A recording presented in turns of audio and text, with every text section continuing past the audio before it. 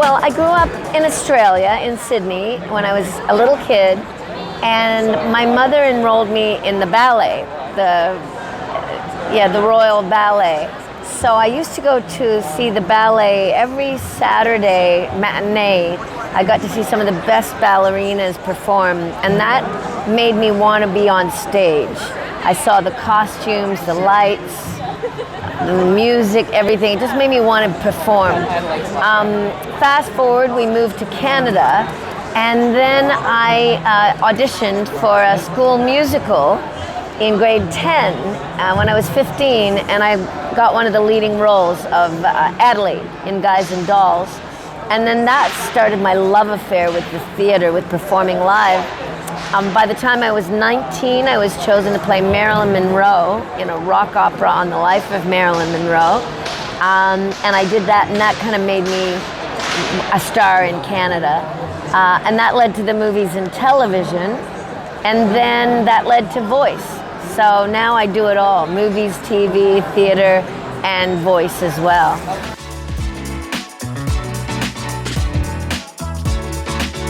Well, I had played a lot of Southerners in film and television, and my agent in Toronto in the 90s said she wanted me to go and audition for an animated series where they needed a Southern actress, an actress who could do a Southern accent. And they were looking for a sexy, husky, low voice.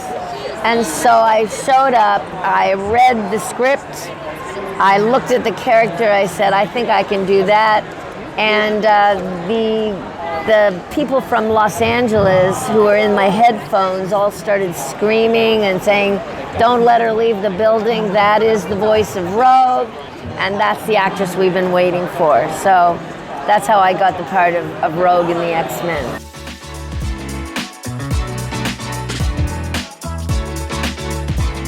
It was an amazing experience. I had gotten out of acting for the last 12 years before that. I was asked to run for politics in my home province of Nova Scotia in Canada, and I ended up winning, and so I won 4 terms as a politician, ending up with being a member of Parliament with Prime Minister Justin Trudeau. And then I lost my seat in the middle of the pandemic. There was just a lot going on. I lost my seat after 12 years of being a public servant, and I really didn't know what I was going to do with the rest of my life. And then suddenly X-Men came calling. Disney, Marvel had bought the rights to it, and they asked if I would like to come back and play a superhero again. So it was like a lifeline, really. It was fantastic. And just to see the response of the public, to see how popular the show is. We got 100% approval rating on Rotten Tomatoes and 99% approval rating on IMDb. I've been recording season 2, and they're writing season 3 as we speak. So it's been a really amazing experience.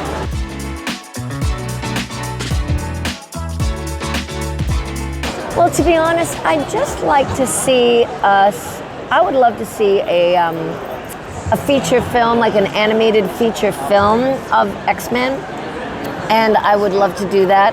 I'd also love to do a spin-off of Rogue and Gambit. And in the comic books, there are some comic books where they're married and they're having adventures. That would be a lot of fun. I'd love to do that. I love to fly. That would be a lot of fun. But I also would love that ability that Wolverine has to heal people.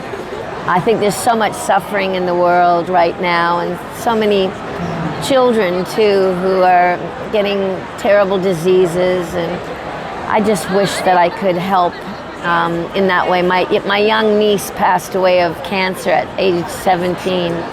Yeah, she had osteosarcoma, and it was actually my inspiration to do my performance in episode 5, Remember It, when I lose Gambit. and that was my inspiration, was my grief for my young niece, and I put that into my performance so that people could hear the authenticity of the grief and what that's like.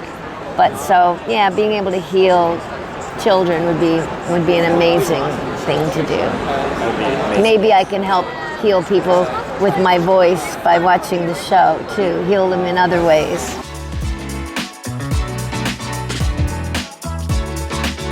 I have a new series that I've started shooting. It's live action. It's called Revival, and it's based on a horror comic book series called Revival. I have a recurring role in that. That's for TV. That'll be coming out. I have 2 movies that are coming out. One that's called Space Bears. It's an animated feature film with music. I get to sing in it, and it's for children. It's about these little bears from outer space whose mission is to go around to dying planets and try and teach their inhabitants to protect and preserve the environment. So that'll be coming out in 2025. And another movie called The Legend of the White Dragon. I've got a small role in that, and that is with the original Green Power Ranger, Jason David Frank, who sadly passed away from suicide a couple of years ago. So that's something for people to keep an eye out for, all of those shows. First of all, it's just such an honor to be here. I'm so grateful to Supernova for bringing me over to Australia, home. And the fans are just amazing. Our X-Men fans are the best.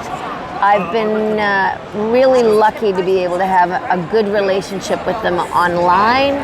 You know, oftentimes on Instagram and Twitter, people reach out to me, especially after episode 5, when they were grieving because of the loss of Gambit, and I was able to talk to them about grief and how it's good to feel our feelings and how it's okay to cry. And so that has been a really special thing. And then meeting people at the Comic-Cons, what a treat. I love meeting people, hearing their stories about watching the show as kids, and now many of them introducing their children to the show as well. All the ones that were kids in the 90s and now they're adults with children of their own. So it's been an amazing journey.